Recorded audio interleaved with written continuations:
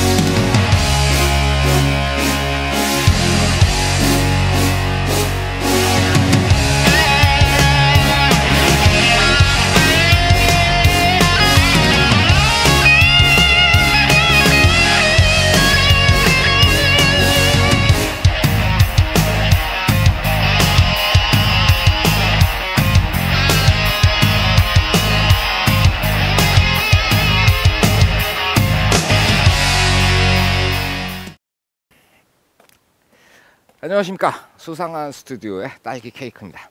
오늘 여러분들께 소개시켜드리는 자동차는 벤츠의 C220 블루텍 모델입니다.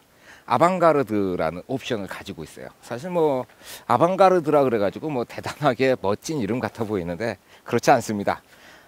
차이점이 여기 이렇게 배지 같이 달려있는 애 있죠. 이게 아방가르드 모델이에요. 그리고 이렇게 하늘에 벤츠 마크가 이렇게 떠 있는 모델이 있어요.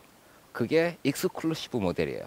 그리고 익스클루시브 모델 같은 게 조금 더 클래식해 보이고 내부로 들어갔을 때 익스클루시브가 내부에 아날로그 시계가 달려있나 그럴 거예요. 일단 앞쪽으로 온 김에 엔진을 열어가지고 자동차의 어떤 주요한 특징부터 살펴보도록 하겠습니다. 자, 엔진 룸을 여니까 굉장히 인상적입니다. 어떤 점들이 인상적이냐면은 C 클래스 이전 모델에 비해 가지고 안이 더 꽉 찬 느낌이에요. 사실 이게 블루텍 엔진, 그러니까 디젤 엔진이다 보니까 휘발유 엔진하고는 구조가 많이 달라요. 지금 이렇게 보시면은 엔진 커버가 이렇게 덮어 씌워져 있는데 이거는 제가 지금 띄어 가지고 보여드리기가 쉽지 않을 것 같아요. 나사를 풀러야 되는데 이걸 풀르게 되면은 내부의 디자인이 그 휘발유 엔진들은 이렇게 쪼르륵 하고 정렬이 잘 돼 있잖아요. 근데 이 녀석 같은 경우에는 안에가 굉장히 복잡하게 생겼어요. 그래서 이걸 열게 되면은 깜짝 놀랄 만큼 복잡한 구조를 가지고 있어서 휘발유 자동차보다는 원래 디젤 엔진이 더 복잡해 보이긴 합니다. 그래서인진 몰라도 이 내부가 너무 꽉 차 있어 보이는 게 정비하기에는 그렇게 수월하지 않을 것 같다는 생각이 좀 드네요. 자, 뚜껑을 여니까 어떤 특징들이 보이냐면은 이 앞에 알루미늄으로 이렇게 그 전면을 돌아가면서 커버를 하고 있어요. 이 이전 모델 C보다 얘가 한 100kg 정도가 더 가벼워졌어요. 그러면서 폭은 4cm 정도가 더 늘었고 휠 베이스는 8cm가 더 길어졌다고 하더라고요. 규모는 좀 더 커졌는데 무게를 좀 가볍게 만들었다. 그 얘기는 뭔가 무거운 재료를 빼내고 가벼운 재료를 넣었다는 얘기가 되는 거죠. 그래서 이렇게 알루미늄으로 된 내부 구조물들이 많이 보여요. 인상적이네요. 알루미늄이 이렇게 노출이 돼 있으니까. 그리고 예전 이제 그 한 세대 전 C하고 거의 비슷하게 요 라인으로 스트럿바가 이렇게 들어가 있는데 이 커버가 너무 잘 돼 있는 것 같아요. 이걸 풀려면은 이렇게 이 잠금 장치들이 있는데 대략 한 10개 정도 풀면은 이 커버를 벗겨서 보여드릴 수가 있을 것 같은데 다시 장착할 자신이 없습니다. 그런 부분은 일단은 넘어가고 다음에 기회가 되면 보여드리도록 하죠. 자, 신기한 게 하나 눈에 띄어요. 뭐냐면 이 공기 흡입구예요. 이 공기 흡입구가 여기 달려 있잖아요. 보통 이 공기 흡입구 같은 경우에 이렇게 깔때기 모양으로 이 앞에서 들어오는 공기를 이렇게 모아가지고 넣어줄 것 같이 생겼는데 얘는 그 반대로 돼 있어요. 깔때기가 꼭 뒤집힌 것처럼 이렇게 이 라인을 따라가지고 박스 모양으로 박스같이 이렇게 네모난 공간이 존재를 하는데 그게 그 뭐랄까요, 거꾸로 돼 있어요. 그러니까 이렇게 들어온 공기가 여기서 빠져나가는 게 아니고 여기 튀겨가지고 이렇게 돌면서 막 회오리가 쳐서 들어갈 것 같은 그런 느낌인 거예요. 아무래도 직분사 디젤 정확한 건 아닙니다. 이거 왜 이렇게 자신이 없어지죠? 이 특이한 구조를 가지고 있어요. 공기 흡입구 쪽이. 자, 그리고 이 박스 같이 생긴 구조물 안쪽으로 라디에이터가 같이 존재를 하고 있고, 이 구조가 너무 독특해요. 뭔가 이유가 있을 텐데 어떤 기술적인 데이터가 공개된 게 없어가지고 어떻게 보면 디자인적인 요소가 아닐까라는 생각도 들고요. 참 재밌는 공간이 하나 존재를 합니다. 그리고 또 뭐가 있나요? 특이한 게 이거는 냉각수 통인가요? 이렇게 보니까 뭔가 냉각수 같은 마크가 있고요. 이쪽으로 비슷한 마크가 있는데요. Do not open when hot. 뜨거울 땐 열지 말라고 써 있군요. 그런 것들이 있고요. 그리고 여기 부동액 집어넣는 커버가 있고 여기는 와이퍼 액 그 정도입니다. 알아볼 수 있는 게 그렇게 많지가 않아요. 재밌는 게 하나가 있는데 그게 뭐냐면 여기 보시면 이렇게 금색으로 구리색이죠. 구리색 뭐가 있어요. 여기하고 여기 플러스 마크가 있습니다. 배터리가 떨어졌을 때 여기다 이렇게 물어가지고 점프하라고 그걸 여기 이렇게 배치를 해놨네요. 자, 요 정도면은 뭐 엔진룸에서 더 이상 설명드릴 건 없어 보이고요. 자, 닫아주고 앞쪽을 왔습니다. 굉장히 인상적인 이 삼각별이 가운데 딱 버티고 있는데 이 두 개의 날개가 이렇게 뻗어나가 있죠. 이게 꼭 그 미군 전차라든가 이런 거 보면 이렇게 가운데 동그랗게 돼서 하얀색 별 그려져 있고 좌우로 두 개의 날개가 나가 있잖아요. 그걸 연상시키는 것 같아요. 굉장히 강인한 이 센터 그릴 디자인을 가지고 있습니다. 헤드라이트도 보이네요. 지금 주간 주행등이 이렇게 켜져 있습니다. 여기 뭐라고 써 있냐면은 LED 하이 퍼포먼스라는 글씨가 써져 있어요. LED 라이트입니다. 전체적으로. 그리고 앞쪽에서 이렇게 지금 저희가 촬영하고 있는 데가 개통이 안 된 도로예요. 이렇게 뭐 깜깜한 곳을 갈 때는 상향등이 알아서 켜지는 기능이 안에 내장이 되어 있어요. 아쉽게도 이 모델 같은 경우에는 그 핸들을 돌렸을 때 이렇게 라이트가 돌아가는 그 기능이 안 보이더라고요. 아마도 그런 게 들어있을 것만 같이 생겼는데 그게 없어가지고 상당히 좀 가슴이 아픈 점입니다. 옆으로 돌아가겠습니다. 다음은 이제 타이어가 보이죠? 타이어는 17인치 휠을 사용을 해요. 인상적인 게 오버행, 그러니까 타이어에서부터 저 범퍼 끝단까지 굉장히 짧아요. 한 번은 지하 주차장을 이렇게 쭉 내려가는데 지하 주차장이 이렇게 내려가는 길하고 그 주차장 면하고 각이 너무 심한 거예요. 어이쿠 저기에 닿으면 범퍼가 밑을 긁을 수도 있겠다 싶어가지고 브레이크를 굉장히 세게 밟았는데 안 닿더라고요. 그만큼 오버행이 짧고 그리고 이 높이 같은 경우에도 한 뼘 정도? 한 뼘에서 조금 부족한데 이런 그 실제 상황에서 도로가 좀 노면이 안 좋은 곳이라든가 이런 곳에서 그 하체가 긁히지 않는 그런 합리적인 실용적인 높이를 가지고 있다고 봐야죠. 자, 17인치 휠입니다. 그리고 브레이크 캘리퍼가 보이는데 많이 노출이 안 되어 있어 가지고 캘리퍼의 정체는 제가 파악이 안 되고요. 타이어는 둘두로의 50 그리고 17인치 휠을 사용하는 그 타이어입니다. 앞 타이어하고 뒤 타이어하고 사이즈가 같아요. 근데 앞 타이어는 공기압을 2.5바로 맞추셔야 되고 뒤 타이어는 3.1바를 맞춰야 됩니다. 공기압 차이가 좀 있고 이게 후륜 구동이다 보니까 엔진은 앞에 있고 뒷바퀴가 돌다 보니까 공기압 차이가 조금 있다는 생각이 드네요. 자, 위쪽으로 올라와 가지고 사이드 미러. 어우 벌레들이 많아요. 사이드 미러 디자인도 상당히 유선형으로 잘 나왔고 그리고 옆에 깜빡이를 켤 수 있는 라이트가 하나 달려 있습니다. 그리고 이렇게 쭉 오면 그죠? 이쁘장한 디자인이라고 생각했는데 가만 보다 보니까 뭐가 보이냐면은 요 지금 어떤 접힌 선 같은 게 이렇게 쭉 나가잖아요. 요 라인이 굉장히 인상적이에요.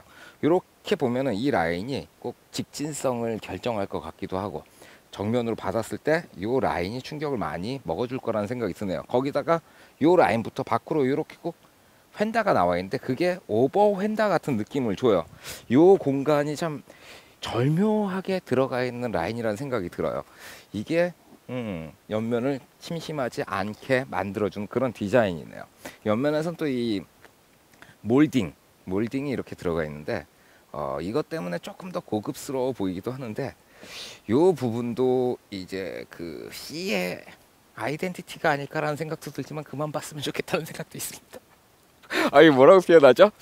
저는 이게 너무 싫어요. 여기 이렇게 그 금속으로 이 테두리를 돌아가는 게 좀 싫더라고요. 왠지 좀 너무 쓸데없는 데다가 비싼 티를 내는 게 아닐까라는 생각도 들고 뭐 그렇습니다. 자, 이렇게 한 바퀴 쭉 돌아보면서 대충 살펴보죠. 와, 라인들은 참 예쁘게 잘 뽑아놨네요. 자, 인상 깊은 게 있습니다. 연료 주입구인데요. 이렇게 보시면은 굉장히 넓잖아요.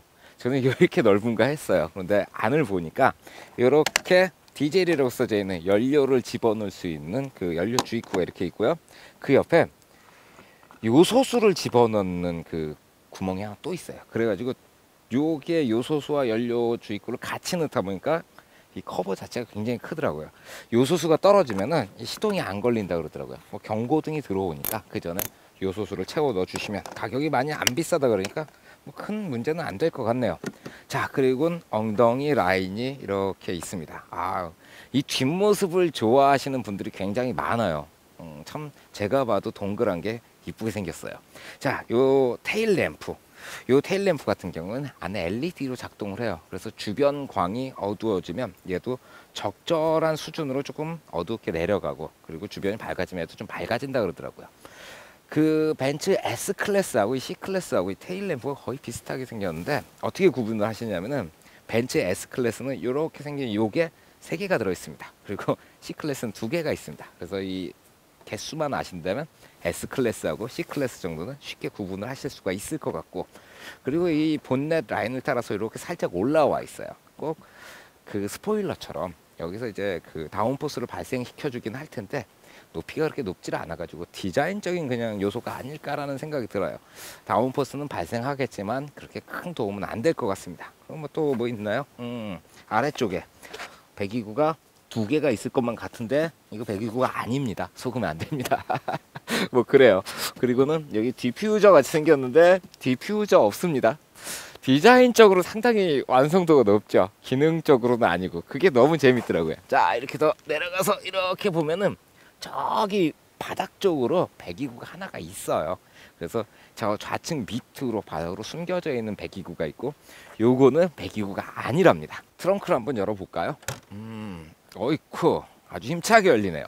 벤츠의 S 클래스 같은 경우는 스위치를 탁 누르면 쭉 열리는데, 이건 빵 하고 올라가는 게 실용적인 트렁크라는 생각이 들고 있습니다. 트렁크의 깊이는 여기서 여기까지 이 정도 되면은 한 1.2m 정도? 깊이는 뭐 그 정도 되고요. 폭은 차폭이겠죠. 뭐 좁지도 않고 넓지도 않은 괜찮은 트렁크를 가지고 있습니다. 이 트렁크를 열었으니까 안쪽에 한번 열어봅시다. 뭐가 들었나? 뭐죠 이거는? 저는 여기에 공구라도 들어있을 줄 알았더니 공구가 들어있는 게 아니고 정리하는 공간이 들어가 있어요. 뭐 짜잘한 소품 같은 것들을 여기 이렇게 정리하거나 이건 수납할 수 있는 박스, 이건 조립을 해봐야 되겠죠. 자, 어이쿠, 이 박스 귀여운데요? 이런 식으로 정리용 박스가 차 안에 들어있다는 게 상당히 재밌는 요소입니다. 자, 그리고 또 뭐가 있느냐? 이걸 어떻게 빼야 되지? 그냥 이렇게 잘 빼면 되네요. 뭔가 물건을 정리할 수 있는 공간이 이렇게 돼 있고, 그 안을 보니까 각종 퓨즈들이 와우 여기에 많이 들어있네요. 사실 저는 이 안에 템포러리 타이어라도 들어있을 줄 알았더니 타이어가 안 보여가지고 살짝 실망이 되네요. 자, 정리를 하고 앞쪽으로 넘어갑시다. 자, 어제 저희가 새벽에 촬영을 했었어요. 근데 제가 너무 많이 피곤해가지고 이 실내를 설명을 드렸었는데 살짝 보니까 제가 봐도 뭐라고 말씀드리는지 알아들을 수가 없어요. 막 이리저리 중언부언하고 막 이래가지고 도저히 안 되겠더라고요. 그래서 이 운전을 하면서 실내에 대해서 잠깐 설명을 드릴게요. 실내를 이렇게 딱 보시면은 어떤 느낌이 드냐면은 굉장히 고급스러워요. 근데 정말 재밌는 건 뭐냐면은 고급 재료가 별로 없다는 거예요. 이런 부분들 보시면 이거 인조 가죽입니다. 우리나라 말로 레자 이렇게 부르죠. 이런 부분들 레자로 만들어져 있어요. 그리고 이런 거 피아노 마감되어 있다고 그러잖아요. 반짝반짝 얼굴이 비칠 정도로. 이거 플라스틱입니다. 그리고 이런 거 알루미늄이고요. 이건 크롬인가요? 크롬이 맞는 것 같기도 하고 플라스틱 같기도 하고. 플라스틱, 그리고 알루미늄, 레자, 뭐 이런 것들로. 이 스티어링 휠은 가죽으로 되어 있어요. 그런데 그러한 좀 비교적 저렴한 재료를 썼는데도 불구하고 굉장히 고급스럽다는 거예요. 디자인적인 모티브라든가 이런 것들은 그 벤츠 S클래스가 있잖아요. 그 S클래스랑 비슷해요. 그런데 S클래스는 고급 재료를 썼습니다. 이건 좀 덜 고급 재료를 썼음에도 불구하고 상당히 고급스러운 느낌을 난다는 게, 우리는 고급 재료 안 써도 이렇게 고급스럽게 보일 수 있습니다 라고 꼭 말하는 그런 느낌이에요. 그게 참 독특하고 신기한 부분입니다. 자, 왼쪽부터 보면요, 그 사이드 미러를 조절할 수 있는 이 조절 버튼 여기가 달려 있고요. 그 밑으로 창문을 열 때 사용하는 레버들, 그 밑에 어린이들이 이제 막 문 못 열게 하는 키즈락이라든가 이런 기능들이 있고요. 문 손잡이 옆으로 안쪽이죠, 문잠금 장치가 여기 달려 있습니다. 그리고 위로 시트를 조절할 수 있게 만들어져 있고 3개까지 메모리를 할 수가 있죠. 그리고 그 위쪽으로 이제 열선 시트 버튼이 있어요. 그 앞쪽 칸이 비었는데, 이게 어떻게, 요 칸에 어쩌면은 이 통풍 시트를 작동시키는 버튼이 들어 있어야 될 것 같더라고요. 아마 여기가 아닐까라는 생각이 드네요. 스피커가 이렇게 있는데, 이게 재밌는 게 스피커 요거 하나밖에 안 보여요. 트위터도 없고 우퍼도 없고 요거 하나만 보이는데 사운드가 참 괜찮더라고요. 그런 게 있고요. 그리고 이제 이 공조 장치가 있고, 그 밑으로 파킹 센서랑 파킹 어시스트라고 부르죠. 그거랑 요 앞에 지금 헤드업 디스플레이가 떠 있는데, 그 헤드업 디스플레이를 껐다 켰다 하는 버튼이 여기 달려 있습니다. 그 밑에 뭐 헤드라이트 버튼 그런 게 있고요. 여기 뭐 그 깜빡이랑 이렇게 돌리면 이제 와이퍼가 이렇게 돌아가요. 그 레버가 달려 있고, 그 아래쪽으로 크루즈 컨트롤을 담당하는 레버가 장착되어 있습니다. 아이쿠, 어두워졌네요. 자, 어두워지고 나니까 계기판이 어둑어둑하는데 계기판을 밝게 만들었습니다. 이런 게 있고요. 그 안쪽에 이제 조이스틱 같이 조그만 거 하나 달렸는데, 그게 이 스티어링 휠의 포지션을 움직여 가지고 만들 수 있는 그 레버예요. 이렇게 눌러보면 안쪽으로 쑥쑥쑥쑥 들어가죠. 이렇게 들어가고, 그리고 빼면은 뒤로 이렇게 쭉 올라옵니다. 계기판은 시인성이 상당히 좋은 편이에요. 뭐 이렇게 속도계 있고 트립 컴퓨터 이 가운데 있고 오른쪽에 RPM 메터가 있는데, 계기판은 잘 보이는데 잘 안 보게 돼요. 왜냐하면 저 위에 헤드업 디스플레이가 돌고 있으니까요. 주행 방향 NW 노스웨스트 70 강병북로 마포구, 저기 70km가 제한 속도란 소린가 본데요. 그래서 제가 지금 68km로 달리고 있습니다. 그게 헤드업 디스플레이 아주 잘 보여요. 그래서 헤드업 디스플레이 때문에 계기판을 잘 안 보게 되더라고요. 스티어링 휠 이거 좀 작아졌어요. C클래스 같은 경우에는 기존의 한 세대 전 C클래스는 이게 좀 커가지고 말씀드리는 순간 왼쪽에 차 있다고 삐삐 거리면서 경고음이 들어왔네요. 안정장치가 왼쪽에 그 사이드에 뭐 있으면 가르쳐주는 그 기능이었어요. 자, 그런 게 있고, 스티어링 휠이 좀 작아졌는데 굉장히 스포티한 느낌 줘요. 패들 시프트 달려 있고요. 이렇게 가다가 지금 S 플러스 모드에 D4 4단 기어 들어갔는데, 누르면 M3 3단으로 들어가고 M2 이렇게 막 올라가는 거예요. 자기 마음대로 바뀌지는 않고요. 맞춰가지고 바뀌어주네요. 자, 이렇게 내리면 다시 D4 자동 4단으로 바뀌었습니다. 굉장히 단순하죠. 패드 시프트가 있는데 스포츠나 뭐 이런 거보다도 그냥 재미로 사용하시라고 이렇게 서비스 개념으로 넣어준 것 같아요. 패들이 우선이 아니고 여기 7단 자동 변속기가 우선이에요. 그래서 패들은 그 변속기가 허락하는 한도 안에서 움직이더라고요. 그게 어떻게 보면 스포츠카랑 이런 일반적인 세단이랑 좀 다른 면이라고 할 수가 있겠네요. 자, 가운데로 오면 저 이거 처음 보고 갤럭시 탭인 줄 알았습니다. 갤럭시 탭 같이 생긴 이 모니터가 달려 있어요. 이거 모니터에 떨어지지 않습니다. 뛰어가시고 싶어도 뛰어가실 수 없는 그런 모니터가 달려 있는데, 처음에는 이 디자인이 굉장히 싫었거든요. 일체형이 없어가지고. 근데 이렇게 타고 다니면서 보니까 커요. 그 일체형들보다. 일체형 그 C클래스 같은 경우에 요만했잖아요. 근데 그게 좀 많이 커졌어요. 그래서 이게 좀 보기가 좋네요. 그 밑으로 공조장치 3개 보이고요. 요거는 이제 에어컨, 오토 에어컨. 이게 좌우가 따로따로 놀고 있는데, 그 뭐 싱크 시켜서 같이 뽑아내거나 뭐 그런 거, 에어컨 단수를 조절하는 게 쪼르륵 붙어 있습니다. 그 밑에 이제 CDP 붙어 있고요. CDP 밑에 내비게이션, 요 버튼 누르면 여기서 내비가 나오겠죠. 나와라! 내비가 나왔습니다. 그 밑으로 옆으로 라디오, 그리고 미디어.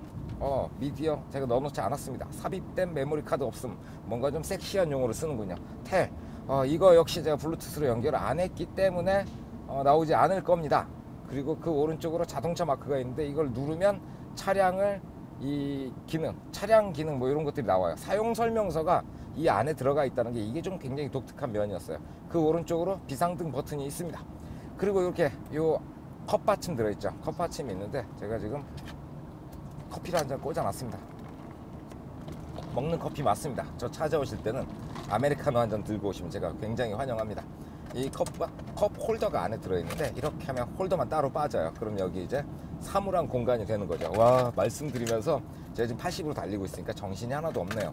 오늘따라 희한하게 제가 말이 빠른 것 같죠. 이제 리뷰를 지난번에 50분을 넘게 했더니 말을 빨리 해서라도 리뷰 전체의 시간을 짧게 만들자 라는 이제 목적이 숨어 있는 겁니다. 자, 컵홀더 있고요. 그 뒤로 이제 컨트롤러가 달려 있는데 다이얼식 컨트롤러가 이 벤츠의 기본이잖아요. 이렇게 가보면 이제 차량이 있는데 빙글빙글 돌리면 이렇게 왔다 갔다 거리고, 이걸 아래 칸으로 내리면 아래 칸으로 내려와서 좌우로 이렇게 왔다 갔다 거려요. 요게 달려 있는데 그 위에 뭐가 있잖아요. 저는 이게 S클래스에서는 이렇게 뒤집으면 전화기 다이얼이 붙어 있었나 그랬었어요. 그런데 이제 여기에는 이 신형 S도 그렇고 이게 그 터치패드예요. 라디오 오른쪽으로 밀면 미디어, 전화 뭐 이런 거 있고요. 여기 내비로 들어가 볼게요. 내비게이션 딱 들어가 가지고 나와라 지도 이렇게 차 가는 거 보이시잖아요. 이걸 이렇게 해가지고 손가락 2개로 하면은 줄어들어요. 줄어들면서 1000km. BMW도 이렇게 계속 가다 보면 지구 나오거든요. 벤츠도 이렇게 지구가 나왔습니다. 아유, 우리 별 참 아름답네요. 뭐 이런 거 되게 재밌는 기능이 여기 들어 있습니다. 다시 나가가지고 뭐 라디오, 비디오 뭐 이런 것들 굉장히 수월하게 요거 터치 패널로 패드로 조절하실 수가 있고요. 그리고 오른쪽에 뭐 오디오 볼륨이라든가 여기에 또 재밌는 게 이 모니터가 밤중에 보면 굉장히 밝을 때가 있어요. 깜깜한 데 갈 때. 그때 이 온이라고 써진 스위치를 딱 눌러버리면 모니터가 딱 꺼져요. 그러면서 편안하게 운전하실 수 있는 그런 게 있고요. 그 밑으로 보시면 A 이렇게 싹 가 있는 거 있어요. 그거 스탑앤고 시스템인가? 그 멈춰 있으면 엔진이 딱 멈춥니다. 환경을 위해서. 이 차는 상당히 환경을 많이 생각하는데 제가 환경을 생각하는 사람이 아니라서 그런지 뭐 그런 기능들이 여기 달려 있습니다. 그 뒤쪽으로 커다란 사물함이 있고요. 사물함은 이렇게 가운데로만 열려요. S클래스는 이쪽 누르면 이렇게 열리고, 이거 닫았다가 반대쪽 누르면 반대쪽에서 열리고 막 이런 기능들이 있는데 그런 거 없습니다. 가운데서 열리고요. 이 안에 USB 메모리가 2개가 들어가요. 그리고 SD 카드가 하나가 들어가요. 필요하신 미디어로 해가지고 음악 같은 거 넣어가지고 들으시면 참 좋겠다는 생각이 들고 있습니다. 자, 그리고 또 뭐가 있나요? 콘솔 박스. 이거는 뭐 이렇게 서랍처럼 이렇게 열리는 기능인데 뭐 별거 없습니다. 그래서 콘솔 박스 달려 있고요. 그리고 시트는 좀 작은 편이에요. 이 클래스보다 조금 작은데 거의 비슷한 것 같아요. 이거 레자로 되어 있습니다. 인조가죽으로 되어 있어가지고 물걸레로 그냥 쓱싹쓱싹 닦아주시면 상당히 편안하게 관리가 될 것 같고요. 위에 선루프가 달려 있는데 선루프 파노라마가 아니고 일반 선루프가 달려 있어요. 그리고 요 뭐 실내등, 뭐 독서등 이런 거 켜는 기능이 있고요. 가운데 선글라스 들어가는 기능도 있습니다. 그리고 사이드 미러, 밑밀러 뭐 이런 것들이 있고요. 뭐 특별히 내장재에 대해서 일반적으로 우리가 알고 있는 그 자동차에서 크게 달라지지 않았는데 참 이쁘게 생겼다는 게 저한테는 긍정적으로 작용을 하네요. 차 안에 타 있을 때 뭔가 좀 위안을 받고 뭐 드라이빙 즐거워지는 그러한 느낌들이 있습니다. 아주 좋습니다. 자, 다음은 이제 드라이빙에 대한 부분들. 사실 이걸 오늘 하려고 그랬었는데 참 어제 헛소리를 너무 많이 하는 바람에 좀 그렇습니다.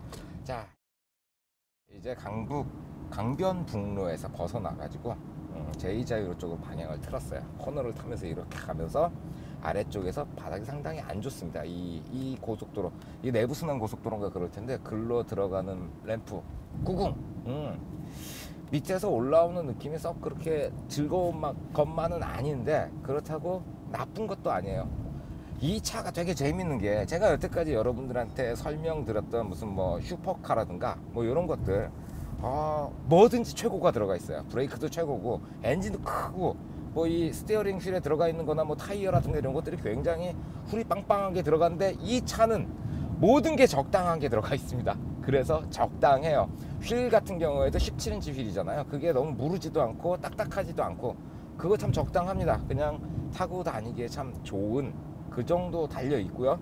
그렇다 보니까 뭐라고 여러분들께 어떤 게 우수하다라고 말씀드리기가 어려워요. 적당하니까요. 적당한 거에 대해서 뭐 제가 우수하다고 평가하는 것도 좀 그렇잖아요. 딱 적당합니다. 자, 일단 앞에서부터 시작을 해보죠. 엔진은 2200cc 디젤 엔진이 들어가 있어요. 4기통입니다. 이 엔진을 밟으면 뭐 그동안 제가 뭐 8기통이라든가 12기통이라든가 람보르기니 같은 경우는 10기통이 들어가 있군요. 그런 엔진들 이렇게 달리잖아요. 후다다다다다 바바바바바바 쿵땅 쿵땅 두둥 두둥 두둥 뭐 이런 느낌이었거든요. 얘는 탕탕탕탕탕탕탕탕탕탕 가라라라라라라 이런 느낌을 줘요. 굉장히 균일한 그런 힘을 공급해주는 4기통 엔진이 달려 있어요. 근데 일단 이게 디젤이다 보니까 터보잖아요. 디젤은 기본적으로 터보가 많이 들어가 있는데 치고 나가는 저속 토크가 상당히 훌륭해요. 얘는 토크가 40이거든요. A 클래스가 38이었나요? 그 차가 연비가 상당히 좋았던 걸로 기억이 되는데 A 클래스는 그렇게 다를 바 없는 토크라고 표시가 되어 있는데 지금 속도가 50이고요. 주변에 차 없고 이렇게 쭉 밟아보면 꾹 해서 이 저속에서 치고 올라가는 느낌이 상당히 매끄러워요. 힘을 뽑아주는 그런 게. 어떤 차들은 힘이 이렇게 분포되어 있는 그 위치들이 있잖아요. 어떤 차는 엔진에 많이 분포가 돼서 거기 힘이 막 남아 돌고 이 뒤로 가면서 쭉 이렇게 흘러나가는 그런 느낌이 드는 차들도 있고, 그 가운데 맺혀 있거나 전체적으로 밸런스가 쫙 맞아 떨어지거나 그런 느낌이 있는데, 이 차 같은 경우에는 엔진이 힘을 딱 생산하자마자 저 뒷바퀴 쪽으로 그냥 힘이 후룩 하고 흘러나가는 그런 느낌이 들어요.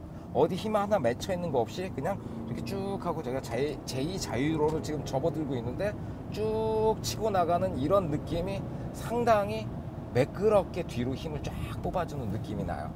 근데 저도 재밌는 게, 여기 지금 주행 가는 거리 263km라고 표시되어 있고 뭐 연비 표시되어 있는데 엑셀레이터에서 발을 띄웠거든요. 그러니까 차지라고 써진 부분에 이렇게 그 눈금이 쭈르륵 차 들어가면서 뭐가 꽉 차 있어요. 맥스까지. 저는 이게 뭘까라고 이렇게 생각을 했는데 잘 모르겠더라고요. 그래서 아는 친구한테 물어봤더니 이 터보가 들어가 있는데 그 터보 쪽에서 이 뭔가를 이렇게 에너지를 축적을 해놓은데요. 그 모터에서. 그러니까 무조건 터보라는 게 이 배기 쪽에서 팬을 돌려가지고 이 흡기를 당기는 게 아니고, 얘는 그 흡기 당길 때 작은 모터가 같이 들어가서 그 모터에 들어가는 파워를 이렇게 축적을 해놓는다 그러더라고요. 근데 정확한 게 아니에요. 제가 그 친구를 잘 못 믿어요. 여러분들 리플을 좀 남겨주세요. 제가 이 부분은 정확하게 파악이 안 돼가지고 여러분들의 도움이 좀 필요합니다. 리플 부탁드리고요. 그리고 엔진은 그런 느낌이에요. 엔진이 힘을 못 싣고 있다가 빵 터트리는 이런 느낌이 아니고, 생산하는 족족 막 밑이 빠진 것처럼 뒷바퀴로 축축축축축 빠져나가는 그런 느낌이 들고요. 그리고 이제 스티어링 휠이네요. 스티어링 휠. 이 차 그냥 노멀한 서스펜션이 들어있어요. ABC 서스가 이제 벤츠 최고 레벨의 그런 서스. 뭐 이번에 뭐 매직 바디 컨트롤 뭐 이런 것들이 들어갔는데, 얘한테는 그게 안 들어가 있어요. 그 에어 서스가 안 들어가 있고 일반 서스라서 그런지 밑에서 올라오는 이런 느낌 같은 것들이 참 많이 전달이 돼요. 근데 과히 힘들진 않은 것 같아요. 전에 모델 이 C를 타고 다닐 때는 친구 차였습니다. 그거 같이 타고 어디 갔다 오면은 어떤 날은 제가 컨디션이 안 좋고 그럼 갔다가 차에서 딱 내리면서 문 딱 열면 옆으로 굴러 떨어질 것 같은 그런 피곤함도 있었던 날이 있는데, 이 녀석 이 서스펜션이 참 적당해요. 무르지도 않고 딱딱하지도 않고. 그게 딱 벤츠 느낌이라고 표현드리면 딱 맞을 것 같아요. 벤츠가 갖고 있는 그 서스펜션의 느낌을 그대로 보여줍니다. 그게 참 독특해요. 그 서스펜션하고 맞물려 있는 핸들링, 요것도 좀 단단한 편이에요. 이게 뭐 빨리 달린다고 해서 딱딱해지거나 그런 느낌이 아니고 저속에서도 단단하고 고속에서도 단단한 그런 느낌을 주는 게 그냥 C 나와요. C클래스 자동차답게 그렇게 단단하게 만들어져 있네요. 자, 엔진이라든가 서스펜션이라든가 뭐 구동계 뭐 이런 것들 뭐 다 적당해요. 그렇게밖에 평가할 수 없고, 그게 만듦의 컨셉이라고 생각합니다. 누가 타든지 이 정도면 적당하다, 가격대에 비해서 만족스럽다. 5천만 원이 넘어가는 차인데 적당한 차, 이게 용납이 될까요? 5천만 원이 넘는 차를 적당하다. 글쎄요, 벤츠니까 뭐 자기들 기준에서는 적당한 등급의 자동차니까 뭐 그러려니 해야죠. 저 같은 경우에 이제 카메라를 많이 사용하니까 카메라 쪽에서 보면은 그 칼 자이스라는 회사가 있어요. 자이스라는 회사에서 이제 카메라 렌즈를 만드는데, 그 회사에서 만든 렌즈인데 메이드 인 재팬인 거예요. 그래서 제가 그 담당자한테 이제 독일 사람한테 물어봤어요. 왜 독일에서 만들지 않고 메이드 인 재팬입니까? 그러니까 저한테 뭐라 그랬냐면 일본 사람들이 인건비가 싸가지고 일본에서 만들어. 와, 독일이 좀 인건비가 비싼가 봐요. 차값에 대해서는 불만이 많죠. 사실 5,500 정도 하는데, 그 가격이면 그 BMW의 520D를 한 1,000만 원 정도 할인할 때가 있거든요. 그 프로모션 해가지고 그 정도면 살 수 있지 않나요? 520D도 살 수 있는 가격에 이렇게 그 C클래스, 그건 좀 모르겠어요. 벤츠를 좋아하시는 분들은 무조건 벤츠입니다. 저도 벤츠입니다. 다른 거보다 이렇게 섰잖아요. 브레이크를 밟고 있다가 꾹 하고 한번 밟으면 여기 홀드라고 들어와가지고 딱 이렇게 쉬는 거, 이거 참 좋아하거든요. 뭐 그런 것도 그렇고 좀 무게감이라든가 이런 모든 것들이 C클래스도 벤츠가 갖고 있던 그런 요소를 그대로 갖고 있다 보니까 벤츠를 좋아하는 저 같은 경우에는 벤츠죠. 근데 사실 비싼 건 변명의 여지가 없네요. 비쌉니다. 가슴이 아프네요. 자, 그리고는 그 어떤 벤츠에 대한 불만사항이 나왔으니까 계속 불만에 대해서 터트려 볼 때가 된 건가요? 제가 사실 자동차 리뷰를 하면서 불만에 대해서 그렇게 터트려 본 적이 없었던 것 같아요.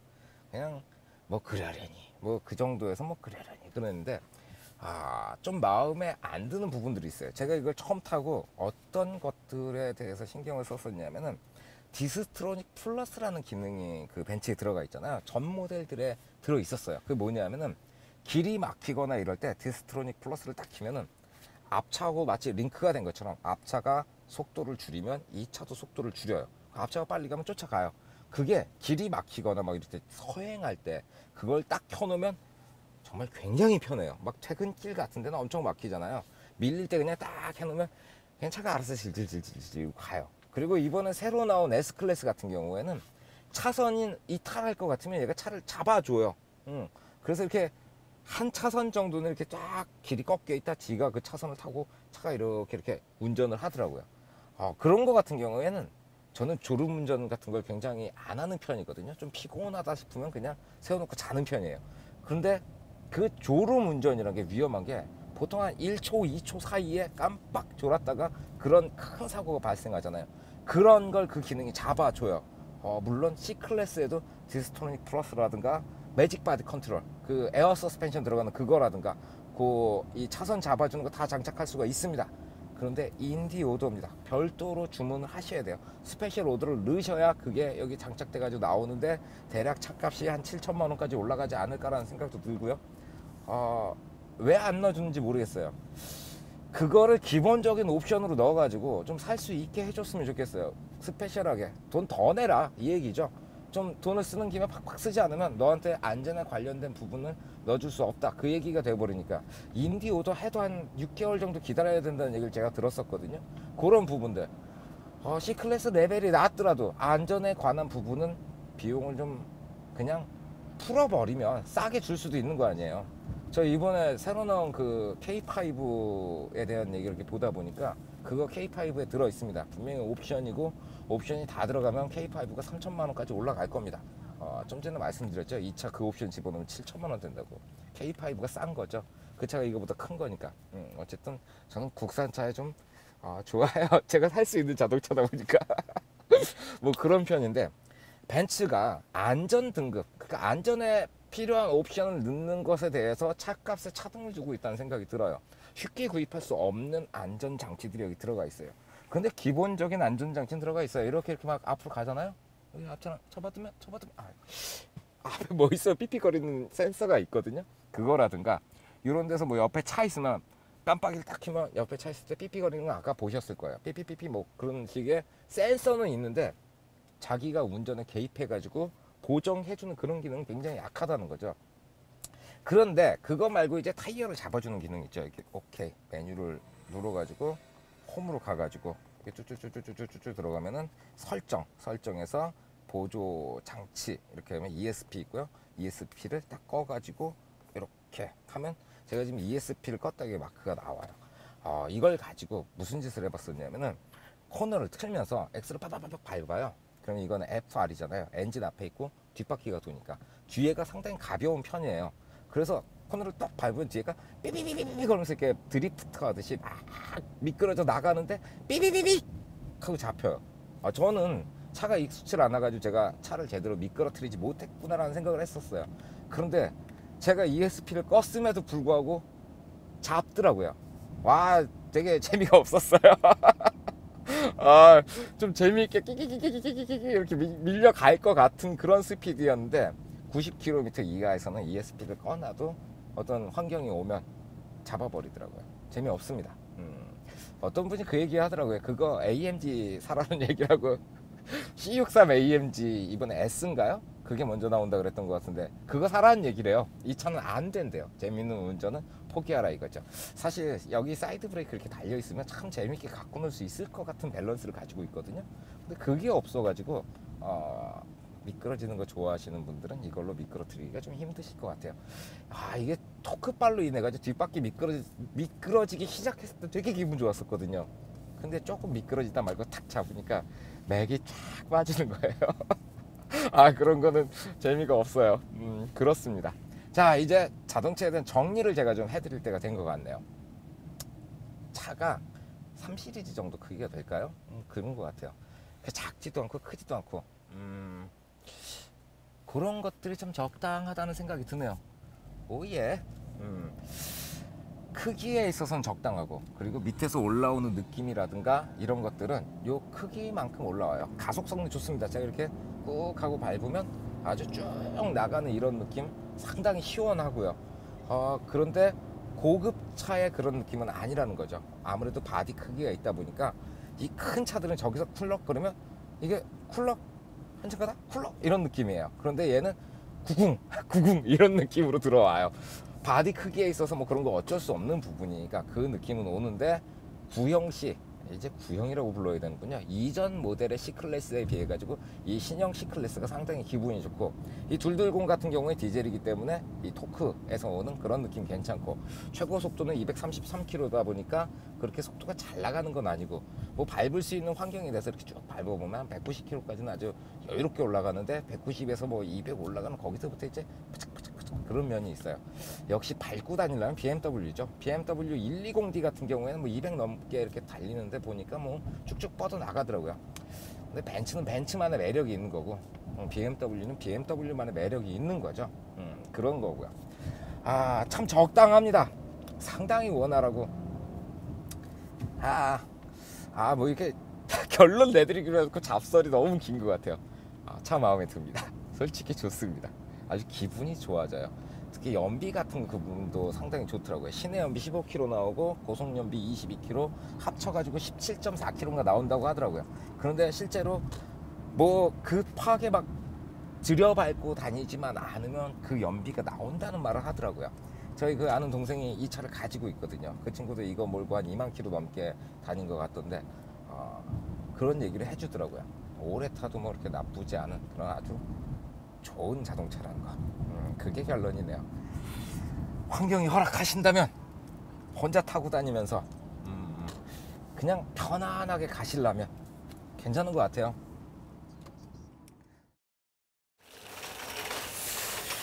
띠링.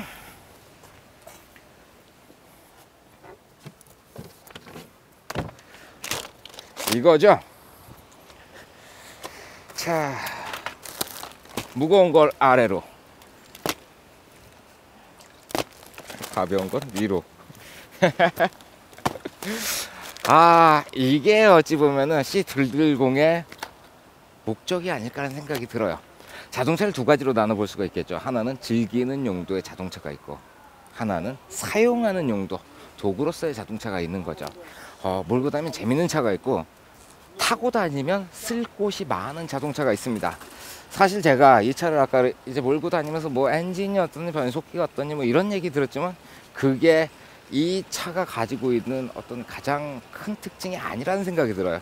저는 이 박스에 C220의 아이덴티티가 다 들어있다는 생각이 들어요. 저희 쇼핑에 와가지고 이렇게 쇼핑한 물건들을 담아가지고 이제 집으로 갖고 들어가면 되는 게 아니겠습니까? 선택은 여러분들의 몫인 겁니다. 참 좋네요. 오늘은 여기까지 하겠습니다. 수고하셨습니다. 필승.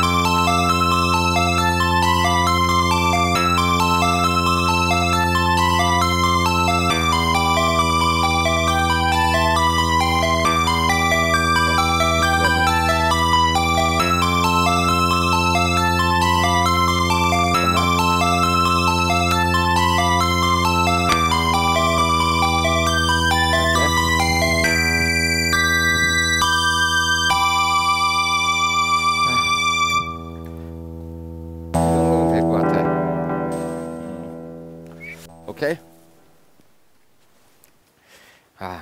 안녕하십니까. 수상한 스튜디오의 딸기 케이크입니다.